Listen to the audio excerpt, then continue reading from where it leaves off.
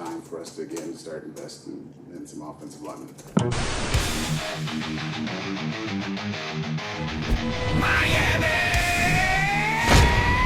Mission control. We have the down. Phinhub!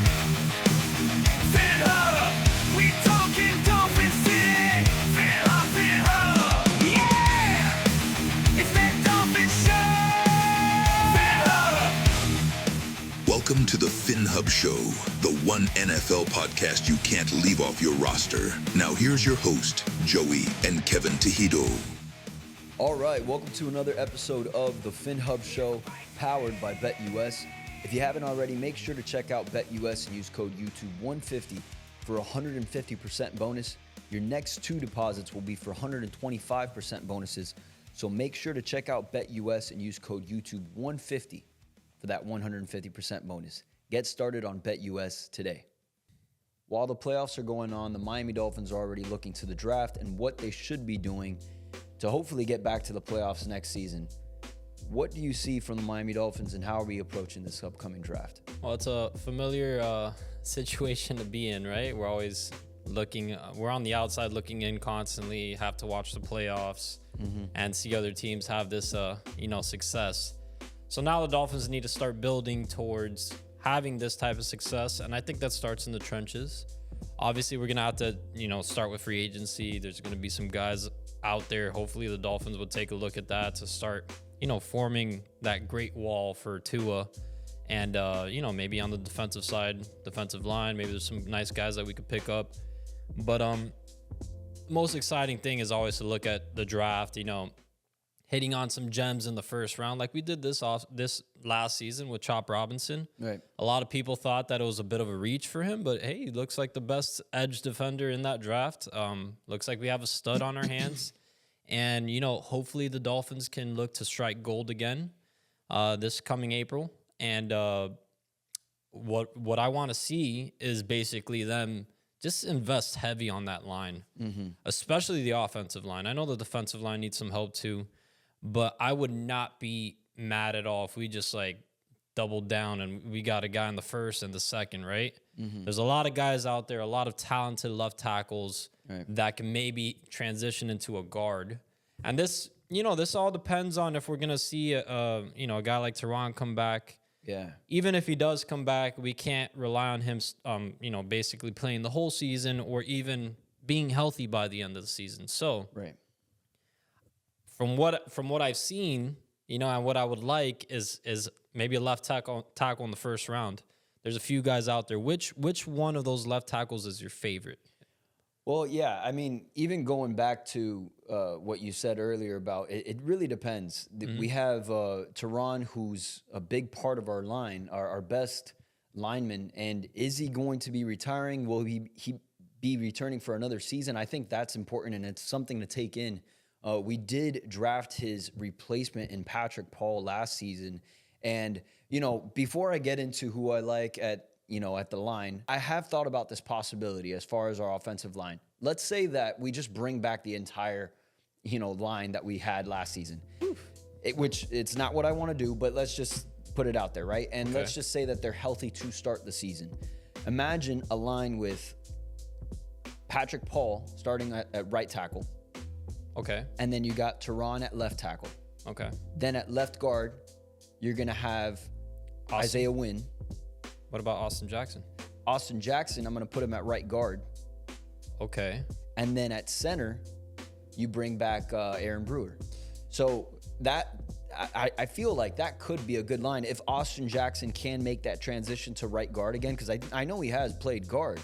So if Austin Jackson can play guard for you and Patrick Paul can play right tackle, that's a pretty solid line. You know what it is? It's a very athletic group. Right. I mean, mine is Patrick Paul. He's a little bigger. It's probably not as easy for him to move, but he moves really well for a big guy, right? But yeah, you're thinking about it. Aaron Brewer, super athletic center. Austin Jackson's an athletic guy. He can run out there. Obviously, we know, when our guy Teron Armstead, when he's out there and he's healthy, very athletic left tackle. And then Isaiah Wynn is an athletic left guard, right? Right. So, yeah, I like that idea. The only thing with that group is that we don't know if they're going to stay healthy. Right. Austin Jackson riddled with his, with injuries. Same thing with Teron Armstead. Same thing with Isaiah Wynn. So it's a bit of a gamble. I would say this. I not that I want that to happen. That's not what I want. But you wouldn't hate it. I wouldn't hate the idea. I would like that for. I would like for this to be the starting unit, but also for the Dolphins to find insurance and the future in the first and second round. Yeah. Or at least early on in the draft, right? So with that being said, my favorite left tackle out of this or tackle out of this draft would be Will Campbell. Yeah. That would be the guy that I would look out for. And I don't know if the Dolphins will play him at tackle, but if he can play at guard too, that would work. So that's who I would go with for the Dolphins. But I did think about that and Austin Jackson being able to move to guard, Patrick Paul to right tackle. I do think that could make for a good starting unit in the NFL. I didn't think about that at all. And we do know that Austin Jackson has some experience at guard. He's not really a nasty guy. Like, he's not, finishing on his blocks and all that stuff.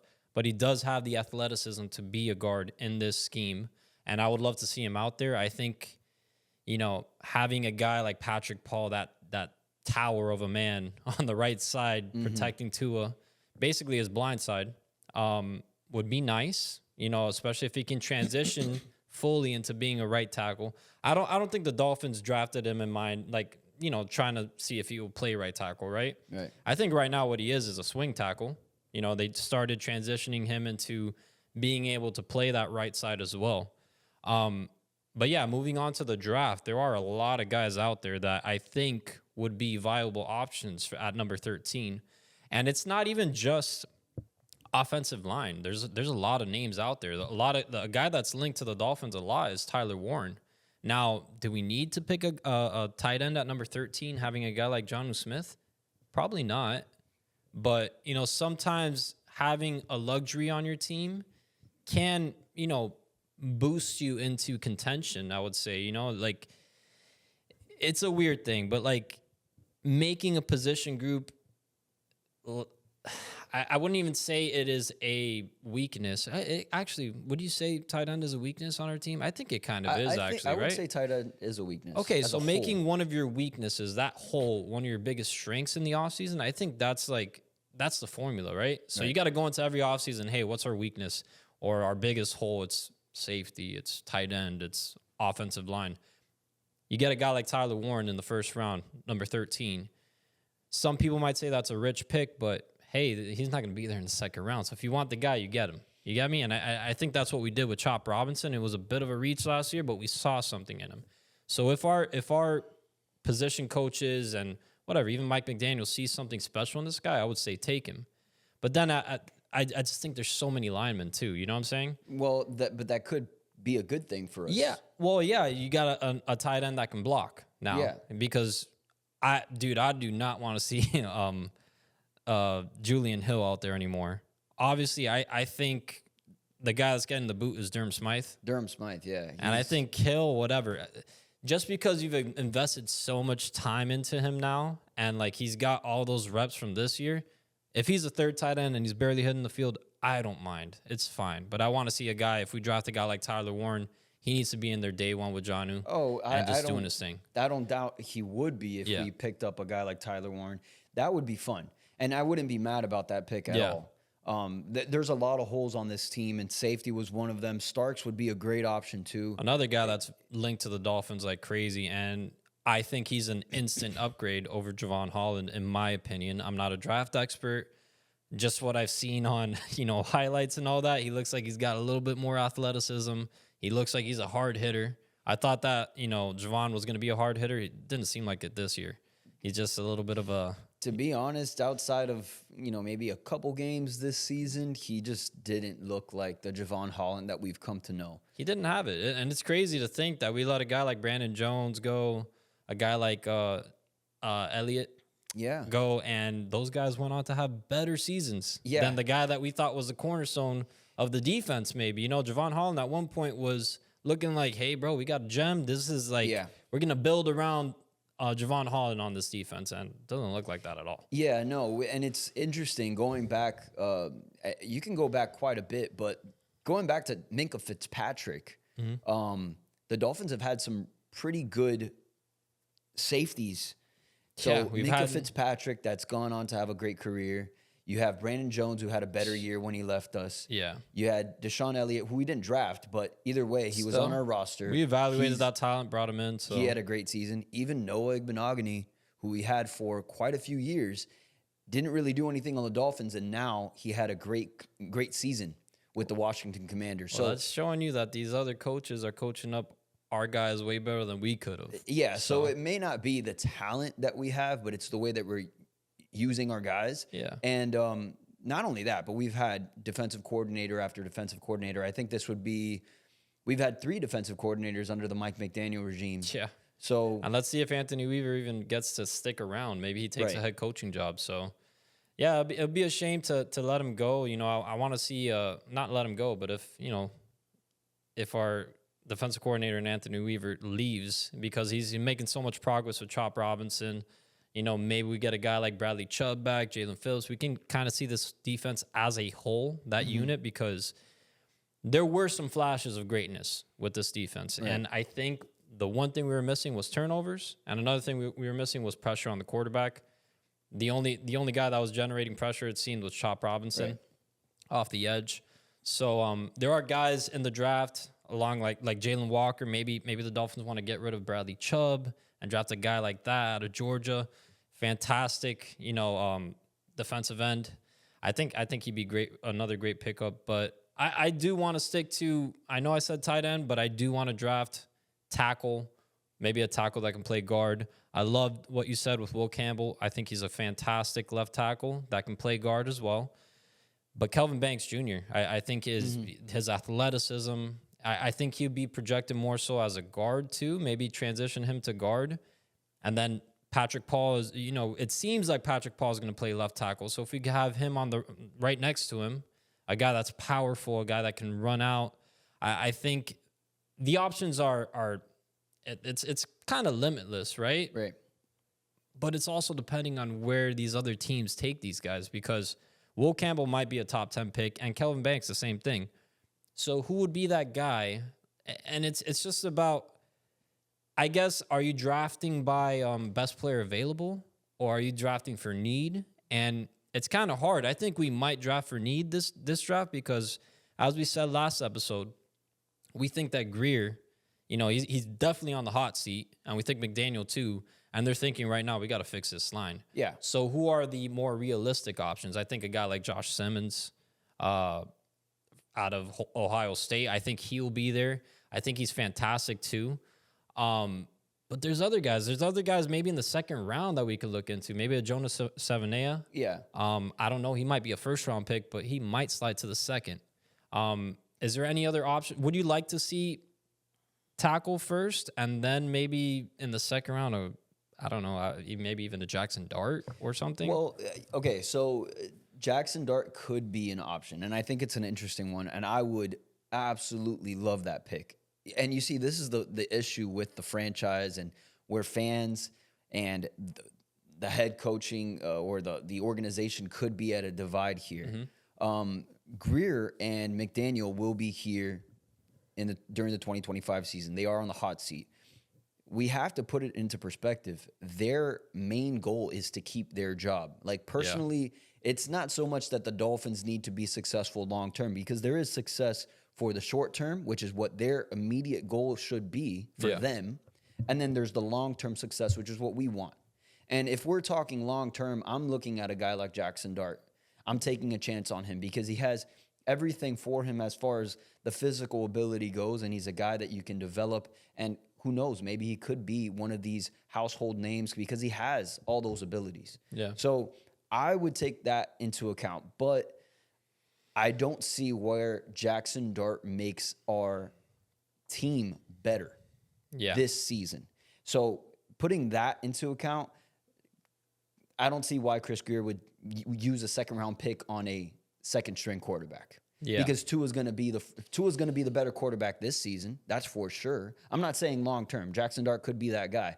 But right now, this season, Jackson Dart's rookie season, Tua Tagovailoa is the better quarterback, and he's the best quarterback to win for the Miami Dolphins this coming year. No matter what, even if you get a guy that oozes that much talent in Jackson Dart, he looks fantastic. I mean, the guy can do everything. He can run. He can make every throw on the field.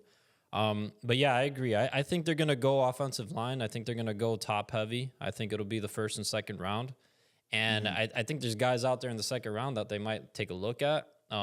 Maybe Tate Ratledge, Donovan Jackson.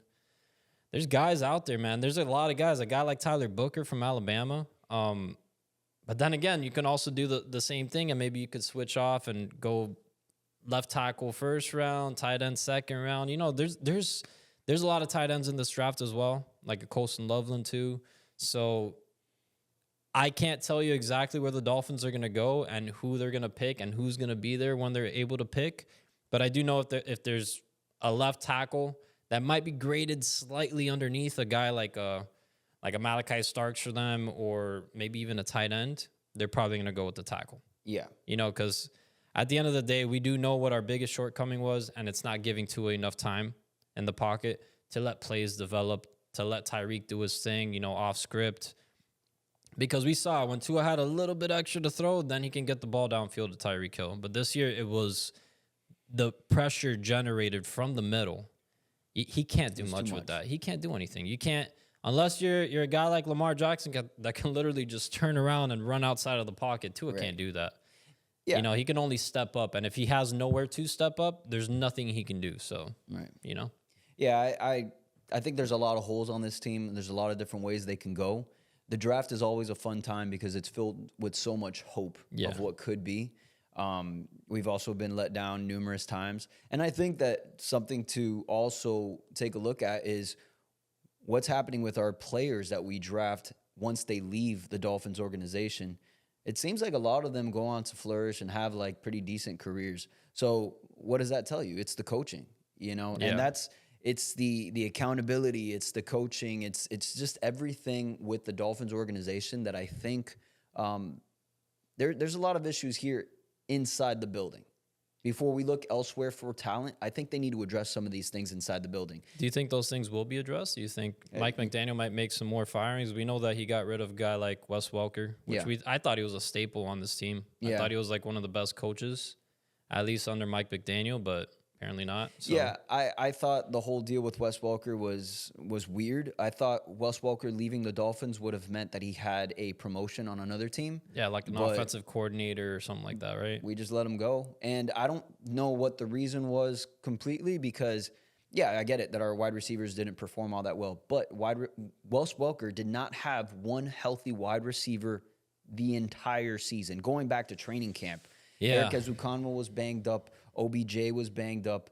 But Malik Washington. Maybe it's part of that because Eric Ezukanma was a Wes Welker pick. Right. I mean, he was banging the table for Mike McDaniel to take this guy. That has been one of the worst picks that we've had. And I don't think it's necessarily because of the talent level. I think it's because he couldn't stay healthy. So, and I instantly thought that. I'm like, maybe we fired Wes Welker because of the Eric Ezukanma debacle and maybe whatever happened with Tyreek Hill this year. You know what I'm saying? All the drops. But that has to be attributed to his wrist, you know? Yeah, so maybe. I don't know. I don't know what happened with Wes Welker, but either way, the Dolphins have a lot of issues that they need to address that are inside the building. Before looking for any talent outside of the building, you need to fix these issues. Yeah. So let's see how they handle it. You know, we got an interesting time here. Chris Grier is going to have to handle his business because this is a do or die season. In my opinion, I feel like it's been like this for quite a while with Chris Grier, and he's been able to keep his job. So let's see what happens. Yeah, I think obviously there's a lot of things that they're going to try to force and make work. I think the Liam Eichenberg experiment, I think it's done, hopefully. But yeah, let's see what they do in the draft. I hope they do draft, offensive line heavy in the first 2 rounds. But you never know with the Dolphins. I mean, they always do something that surprises you. So let's see. If you guys haven't already, make sure to check out BetUS and use code YouTube150 for 150% bonus on your first deposit. That's YouTube 150. Get started on BetUS today. But that's going to do it for today, guys. If you haven't already, make sure to give this video a thumbs up, subscribe, and we'll catch you in the next one. Hands up.